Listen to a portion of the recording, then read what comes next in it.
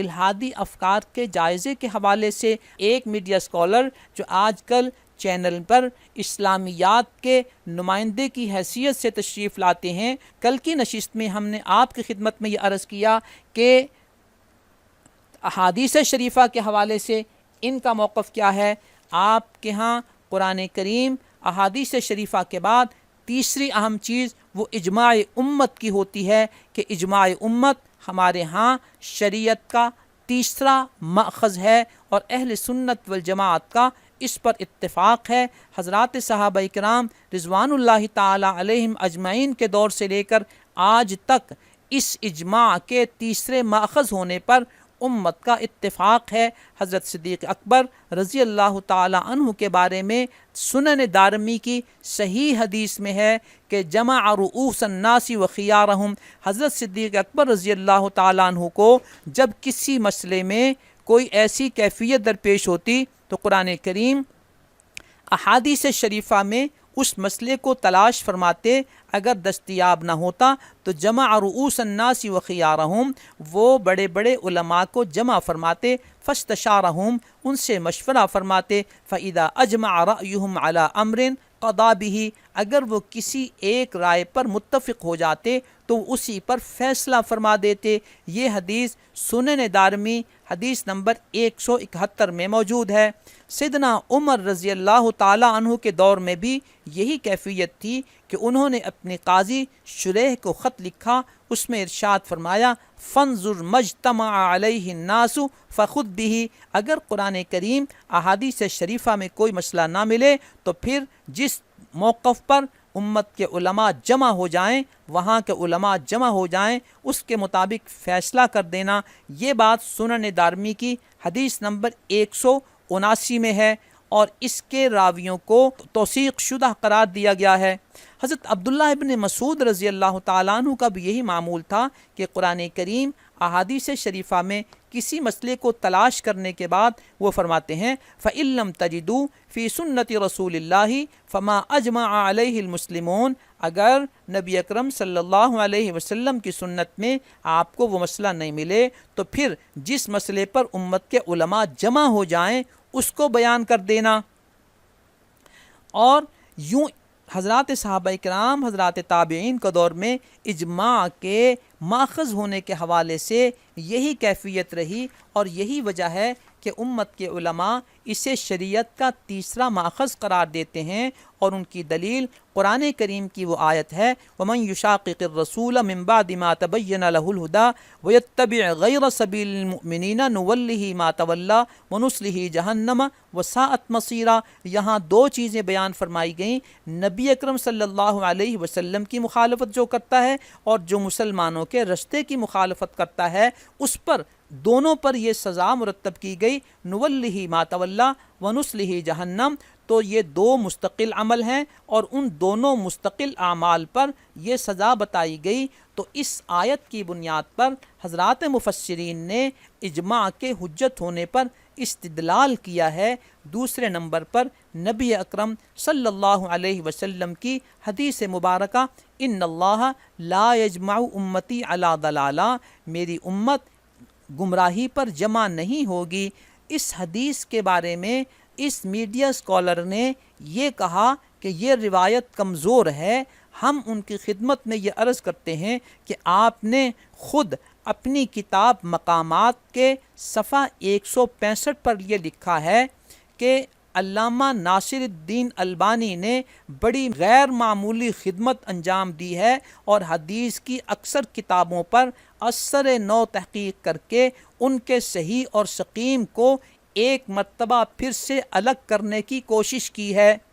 اب یہ شخصیت جن کی وہ تعریف کر رہے ہیں، اپنی کتاب مقامات میں انہی البانی صاحب نے صحیح الجامع الصغیر کی حدیث نمبر 1848 میں اس حدیث کو صحیح قرار دیا ہے جسے وہ ضعیف قرار دینا چاہتے ہیں۔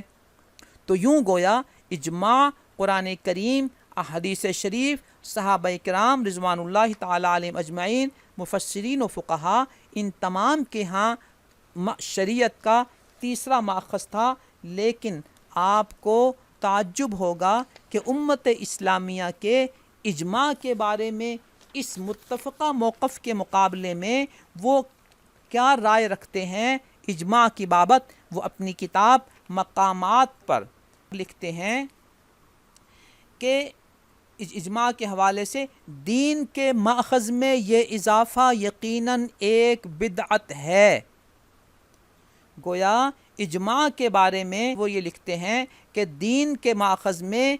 اجماع کا یہ اضافہ، یعنی یہ اضافہ اجماع کی بابت اشارہ ہے، دین کے ماخذ میں یہ اضافہ یقیناً ایک بدعت ہے، تو وہ اجماع کو حجت تسلیم کرنے کی بجائے اسے بدعت قرار دے رہے ہیں۔ اور اسی صفحہ پر وہ ایک اور اسکالر کی یہ عبارت نقل کرتے ہیں کہ اجماع کے بارے میں کہ یہ یقینی طور پر ایک بے بنیاد نظریہ ہے، تو وہ اجماع کو بے بنیاد نظریہ قرار دیتے ہیں۔ یوں محترم طلباء و طالبات، اجماع کی بابت جس امت مسلمہ کا متفقہ موقف ہے کہ وہ شریعت اسلامیہ کا تیسرا ماخذ ہے اور بہت سارے مسائل اجماع کی بنیاد پر ثابت ہوتے ہیں، وہ اجماع کو ماننے کی بجائے اسے بدعت اور بے بنیاد نظریہ قرار دیتے ہیں۔ عزیز طلباء و طالبات، آپ کے حیرت کی انتہا نہیں رہے گی کہ یہ صاحب جب اس طرح کی غیر ذمہ دارانہ بات کرتے ہیں تو نتیجہ یہ ہوتا ہے لو آپ اپنے دام میں صیاد آ گیا، وہ اپنی ہی عبارت کی روشنی میں خود ہی گرفتار ہو جاتے ہیں کہ جس اجماع کو وہ بے بنیاد نظریہ اور بدعت قرار دے رہے ہیں، اسی اجماع کے حوالے سے وہ اپنی کتاب میزان کے پہلے صفحے پر ہی لکھتے ہیں کہ یہ دین آپ کے صحابہ کے اجماع اور قولی و عملی تواتر سے منتقل ہوا۔ گویا وہ جس دین کو دین کہتے ہیں اس دین کی پہلی بنیاد وہ اپنی کتاب پر لکھتے ہیں کہ یہ دین اجماع سے ثابت ہوا۔ جب اجماع بدعت ہے، جب اجماع بے بنیاد نظریہ ہے، تو پھر یہ دین اجماع سے کیسے ثابت ہوا؟ جس اجماع سے ثابت ہوا وہ اجماع تو بدعت تھی آپ کے نزدیک، وہ اجماع تو بے بنیاد نظریہ تھا آپ کے نزدیک۔ وہ اسی میزان کے فوراً ہی دوسرے صفحے پر جو مجموعی طور پر کتاب کا 14واں صفحہ بن رہا ہے، اس میں اجماع کی بابت یہ لکھتے ہیں کہ سنت یہی ہے اور اس کے بارے میں یہ بالکل قطعی ہے کہ ثبوت کے اعتبار سے اس میں اور قرآن مجید میں کوئی فرق نہیں۔ یہ سنت کا ایک مخصوص تصور ہے۔ میں یہاں صرف اجماع کے حوالے سے آپ سے عرض کرتا ہوں، وہ جس طرح صحابہ کے اجماع اور قولی تواتر سے ملا ہے، یہ اسی طرح ان کے اجماع اور عملی تواتر سے ملی ہے، اور قرآن ہی کی طرح ہر دور میں مسلمانوں کے اجماع سے ثابت ہوتی ہے۔